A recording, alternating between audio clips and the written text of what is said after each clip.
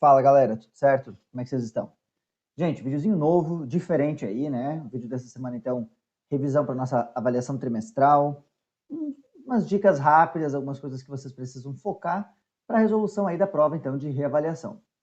Levando em conta isso, e sabendo que a gente já teve a nossa aula ao vivo, já falamos um pouquinho, conversamos, tiramos algumas dúvidas, eu separei aqui os 5 tópicos que eu vou cobrar na avaliação para fazer alguns apontamentos importantes para vocês. Então vamos lá.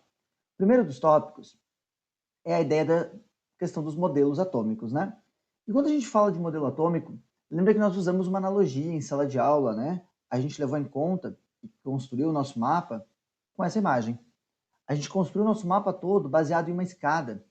Por que a gente fez isso? Lembra que nós levamos em conta a noção que, nesse sentido aqui, ó, conforme eu ia subindo a escada, né, eu tinha uma evolução do meu modelo. Ou seja, eu tinha uma evolução científica. Né? Cada um dos modelos ele ia tendo algum aprimoramento, alguma melhora. E do ponto de vista científico, quando eu vou pensar nesses modelos, vamos lembrar aí o que a gente tem. Nosso primeiro modelo foi o modelo de Demócrito e Leucipo. Lembra que ele era aquele modelo que nós chamamos de um modelo filosofal. Esse modelo ele se deu por observação da natureza e, na verdade, é aqui em Demócrito e Leucipo onde a gente tem o surgimento da palavra átomo, né? Então, aqui a gente tem a ideia deles.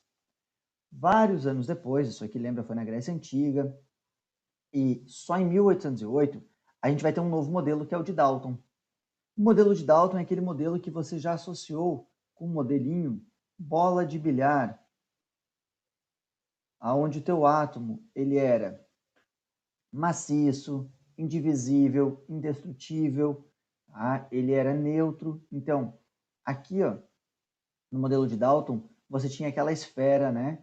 Característica lá bem de uma bola de bilhar, uma bola de sinuca aí. Esse modelo ele falha por não explicar a natureza elétrica, e aí surge o modelo de Thomson, que a gente conhece como um modelinho chamado de pudim de passas ou pudim de ameixas, aonde nós vamos ter uma massa positiva com umas cargas negativas incrustadas.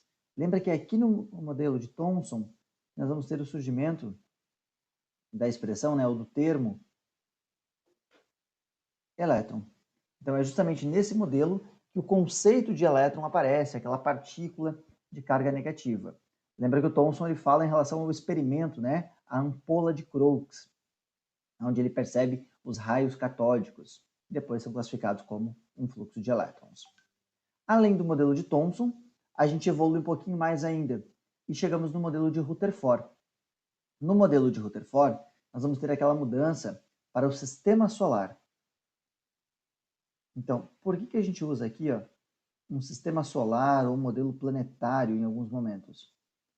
A ideia de pensar aqui no modelo dele como modelo sistema solar é justamente porque ele coloca isso daqui através de um átomo que não é mais maciço.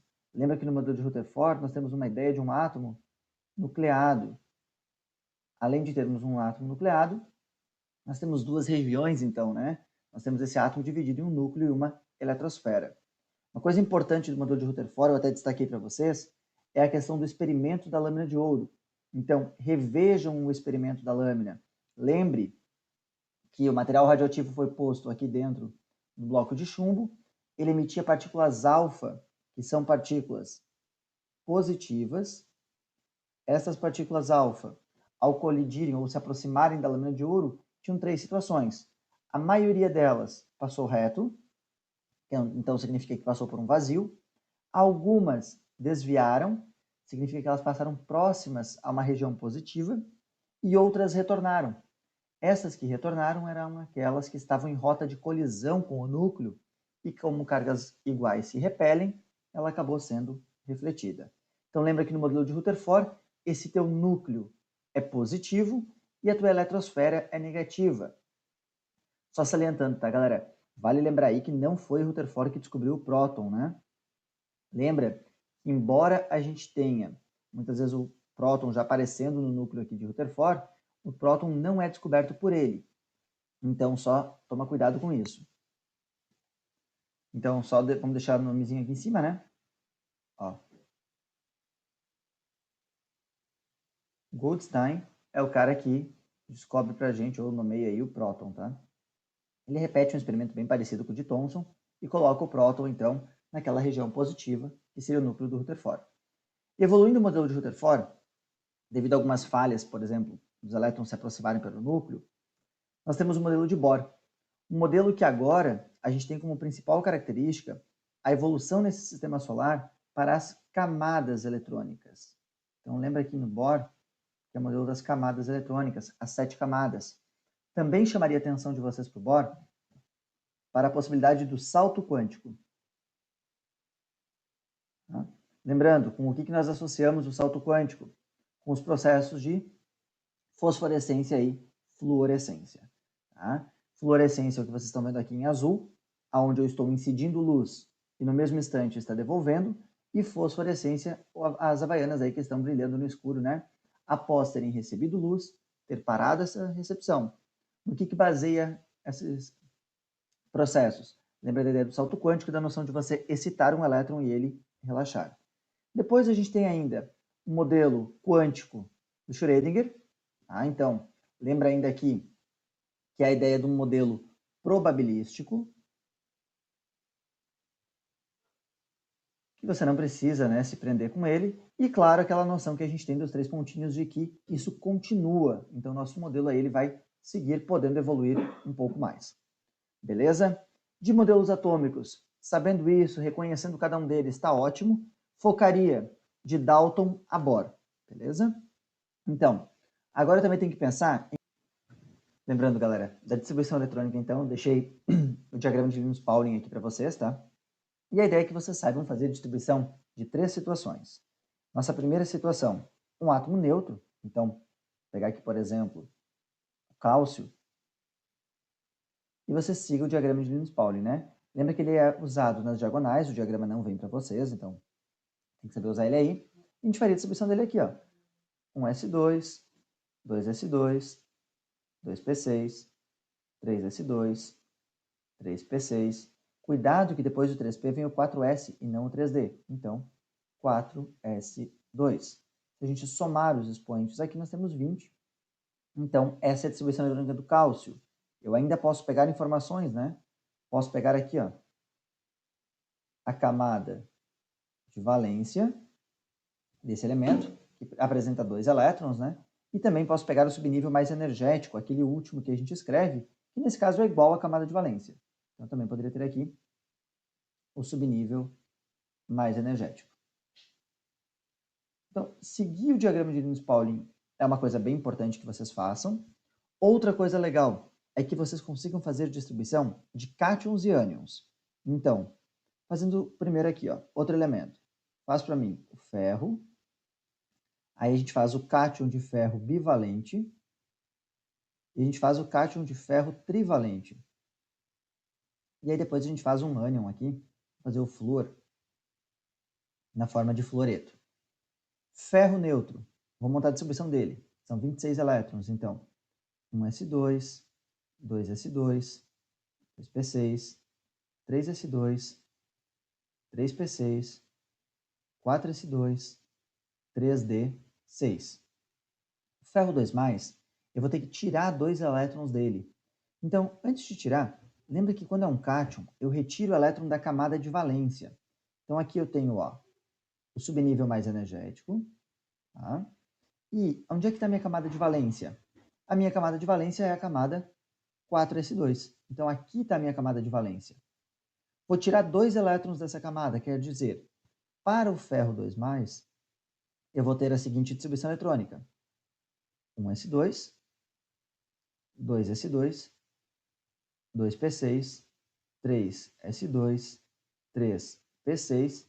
Olha só, a 4s2 que tinha os 2 elétrons ali, eu já tirei. Então, 3d6.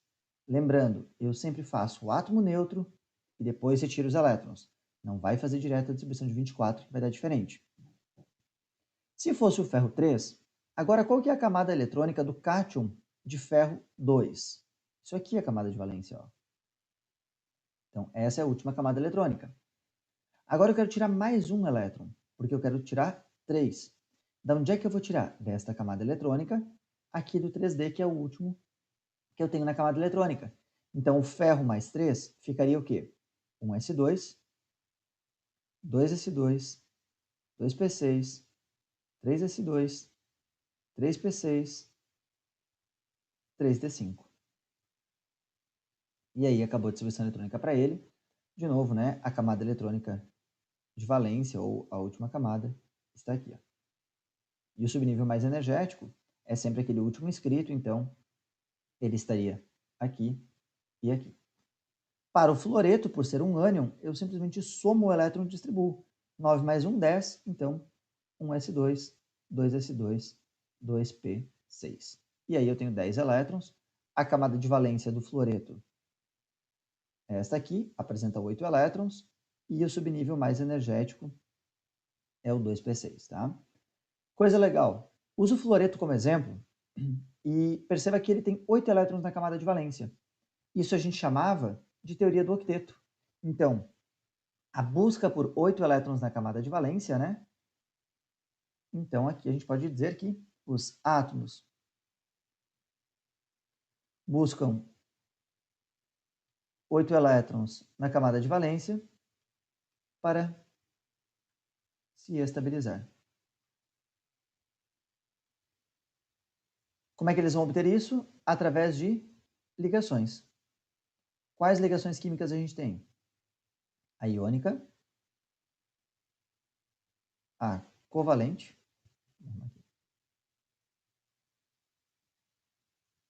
e a metálica.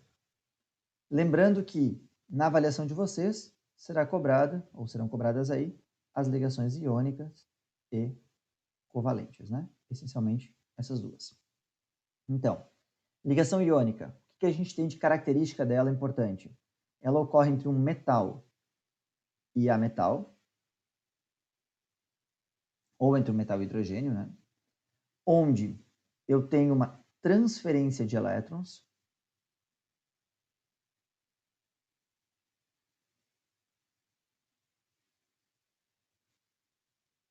Essa transferência de elétrons se dá devido à diferença de cargas, então ela é uma atração eletrostática. A gente pode pegar como exemplo para a ligação iônica a formação, por exemplo, do cloreto de cálcio, CaCl2. Como é que se dá a formação desse composto?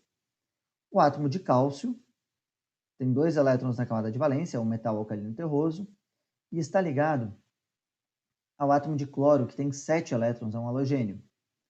Então, eu transfiro um elétron, faço uma ligação iônica aqui, ó, do cálcio para o cloro. Tá?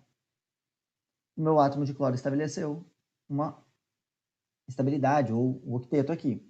Só que o cálcio ainda tem um elétron para perder. Esse elétron para perder vai ser transferido para outro átomo de cloro. Então, aqui, ó, um segundo átomo de cloro. E aí eu transfiro aquele elétron lá do cálcio. E aí eu tenho bonitinho, então, os 2 elétrons. O cálcio que perdeu 2 elétrons se transforma num cátion bivalente. Olha só, Ca mais 2. O cloro que ganhou um elétron vira o ânion monovalente, cloreto. Quando eu tenho as cargas, lembra que eu cruzava as cargas, né? A gente falava lá do escorregar os valores. Então, eu vou formar o composto que vai ter a fórmula, a íon fórmula CaCl2. E aí eu tenho cloreto de cálcio. Coisa legal de lembrar também da ligação iônica. As propriedades. Então, lembra que eles são compostos normalmente sólidos, que não conduzem corrente elétrica no estado sólido, mas são condutores em solução ou fundidos. Também lembra que eles apresentam o retículo cristalino. Então, são coisas aí bastante importantes. E, claro, obviamente, né, por causa do retículo cristalino, a elevada temperatura de fusão e ebulição. Lembrando dessas características e sabendo montar aqui o composto, está excelente para vocês. É legal também lembrar da ligação covalente, onde qual é a diferença agora? Na ligação covalente, eu tenho ametal ligado a metal. Então, eu tenho ligação entre ametais, né? Essa minha ligação, ela se dá pelo compartilhamento de elétrons.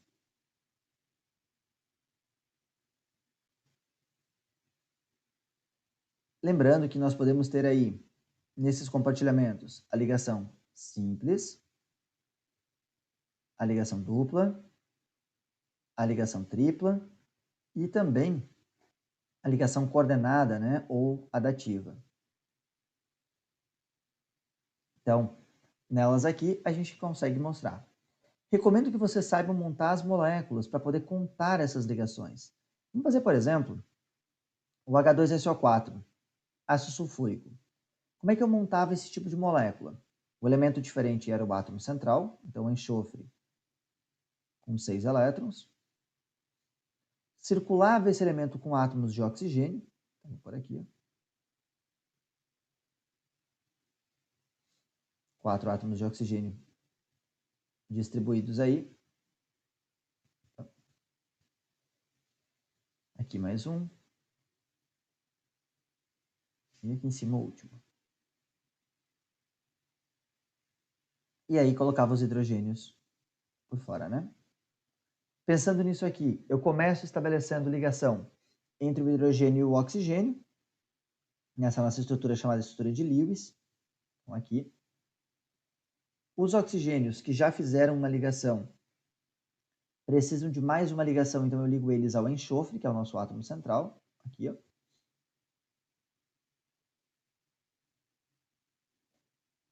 E agora, reparem que o enxofre já está estável. E os oxigênios de baixo e de cima ainda não estão. Eu vou reorganizar esses elétrons, só para ficar mais fácil de vocês visualizarem. Olha só.